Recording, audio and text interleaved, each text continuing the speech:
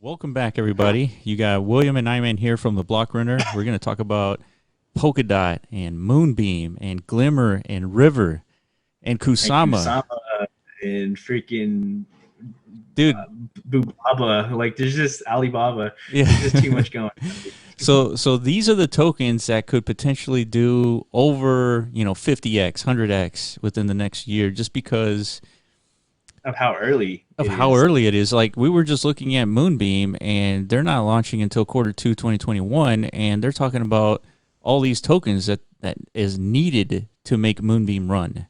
Yeah.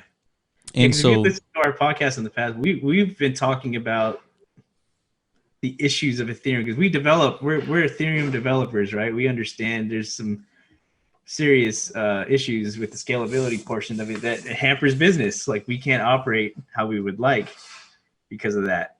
yeah, So that's we're right. actively looking for solutions to this, just like every Ethereum developer is. And there's not much options outside of like sitting around waiting for Vitalik and friends to figure it out for us, right? Right.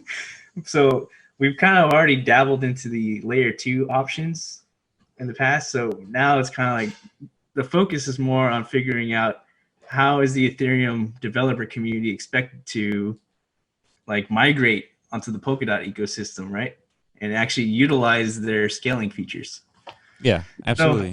that's what led us here to Moonbeam, pretty much. Yeah, and so Polkadot right now has been killing it. It's $17.57 and it has done basically 100% in the last 2 weeks or in the last week actually. And we've been talking about Polkadot since the very beginning. Well, Yeah. not the very beginning, but since it launched as a token when it Yeah. was like three Two bucks. yeah, $3. That's right. It was 290.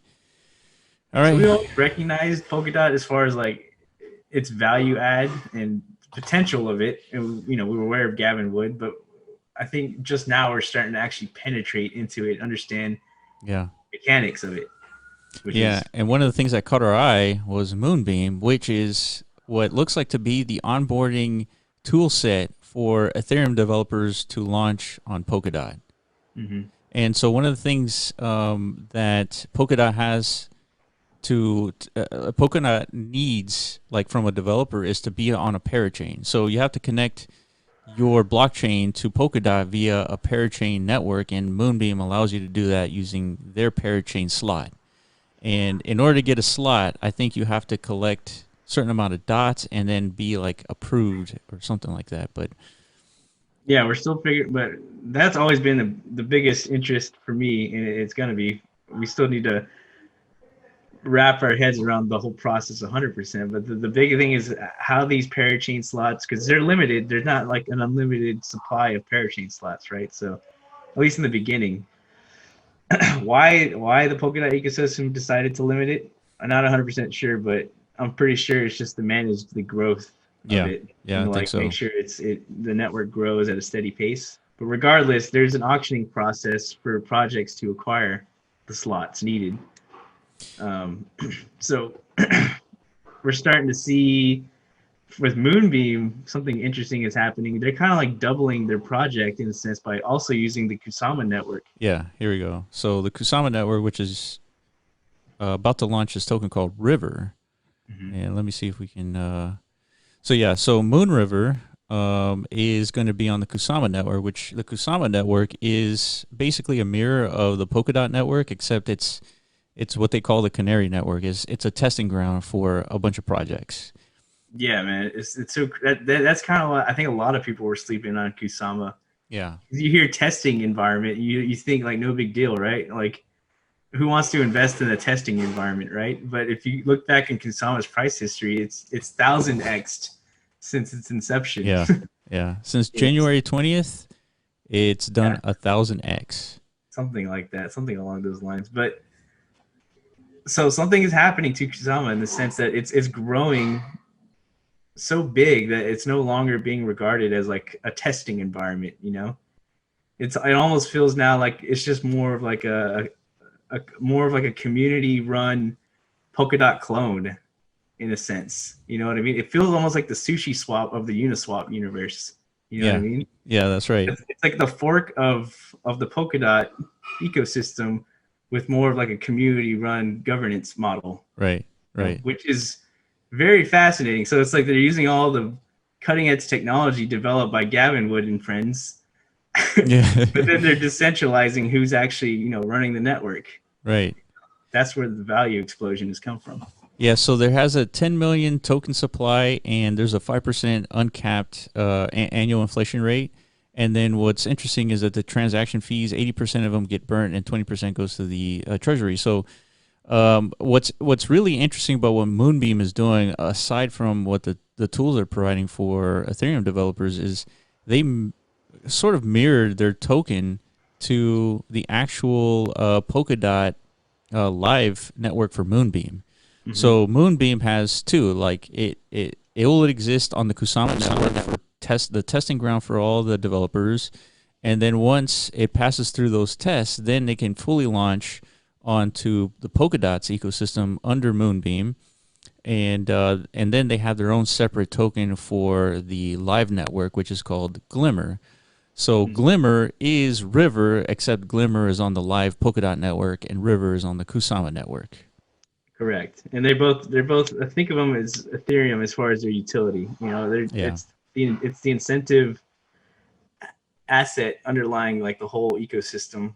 To incentivize everybody to not only run as like nodes, and there's a whole bunch of different actor, collators and validators, whatever you want to call them. Right. Yeah, like you're saying, like Glimmer and River are exactly like ETH in the fact that you have to spend River and Glimmer just like you have to spend gas to facilitate transactions on the Ethereum network. Yeah. So and you earn these currencies, right, by validating this network. Yeah, validating, and then also you can stake these tokens and get a portion of the fees as well. So that's another, I guess, moon factor for these tokens. Yeah, for sure. The moonability of these tokens is like all perfect.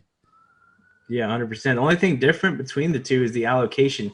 Moonbeam has more of like a standard. Yeah, it's like a traditional approach to how they're allocating their token, because they actually had seed funding, pre-sales and whatnot. Let's look at River. Kusama didn't have, so they have more, I guess, flexibility as far as like allocating their tokens. Yeah, you can see a huge difference, 60%. Yeah, 60% for a crowd loan. That's needed in order to secure the parachain slot. Yeah, a majority of the network, 60%, will be fairly and permissioned distributed as part of the initial crowd loan. The remaining balance will be distributed to teams building on Moon River and held by the Moonbeam Foundation to support long-term protocol and network development.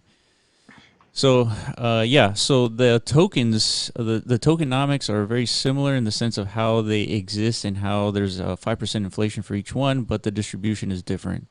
Mm-hmm. And this kind of like opened my eyes. Just looking into what Moonbeam is doing, it opened my eyes to the value of Polkadot token itself and the Kusama token.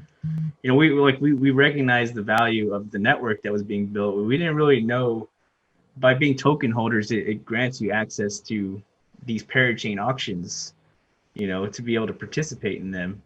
Right.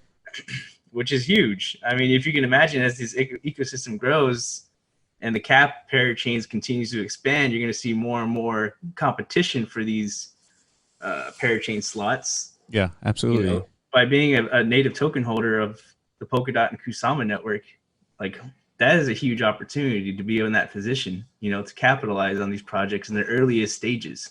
Oh, absolutely. That's fantastic. This is like buying Ethereum when it was, $9, $6. Yeah, imagine that. Imagine if you're an Ethereum holder, but like projects can't really build and fully function on Ethereum without getting your approval, essentially, as a token holder. Yeah, because that's essentially the power you have, by purchasing or by lending, I guess, your network value to these projects in order to secure these slots. You know what I mean? For sure. It's like a whole different value layer to these tokens that Ethereum doesn't have, Yeah, and Kusama, this is the one that we were talking about, where this is the test network for Polkadot. So this has been running for over a year now, and like we said, it did 1,000x.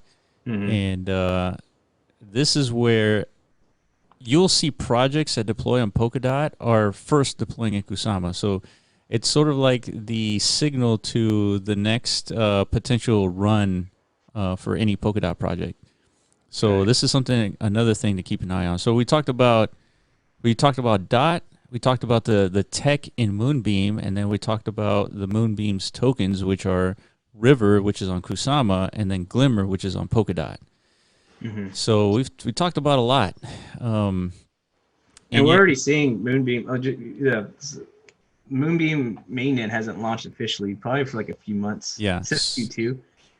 But we're already seeing plenty of adoption as far as projects, at least in line, ready to integrate it whenever it does become live, And to me, like, if you want to keep an eye on projects that are viable within this next bull cycle, just like how people today kind of look at Chainlink as that verified, check mark next to a project, right? If you're integrating with Chainlink, that says something about your project. Yeah. I think Moonbeam can service that same sentiment in the Polkadot ecosystem, because just of how essential that service is going to be, that cross-chain bridging to Ethereum. It's everything right now. Definitely. So yeah, I think let's call it here, Iman. We definitely covered everything we wanted to cover. I'm trying to think if there's any other important things. So how do we get involved? I guess yeah. Let's end it by looking at Moonbeam real quick, and actually looking at the click on Moonbeam, like the actual tokens. Yeah, let's discuss the actual right here, like the purpose of Moonbeam. Okay. Let me see if I can find that. There we go. The easiest path to a multi-chain. So there's no need to rewrite or reconfigure your smart contract. So we're right away. So any Solidity contract on Ethereum will work within Moonbeam. And then use Ethereum-based tools like MetaMask, Remix, and Truffle, support for Solidity Viper, and anything that compiles on EVM bytecode. And then pre-built integrations, assets like DOT and ERC20s, and then infrastructure services like Chainlink and the Graph. So it supports basically all the major foundational pieces of Ethereum. Yeah, like what DeFi operates on today, right? That's basically. Right. And that's what's so huge about this, because traditionally in the past, like any project that would try to compete against Ethereum, like let's say like the EOSs and the Cardanos and the Cardanos and stuff, they were more focused on like creating their own network and expecting like a migration away from Ethereum onboarding onto their network, and kind of like abandoning Ethereum. And we already witnessed that didn't happen. That's probably never going to happen. Yeah. So this approach is much more well thought out, in the sense that we're focused on bridging everything that's already existing on Ethereum and like, connecting the two, Yeah, absolutely.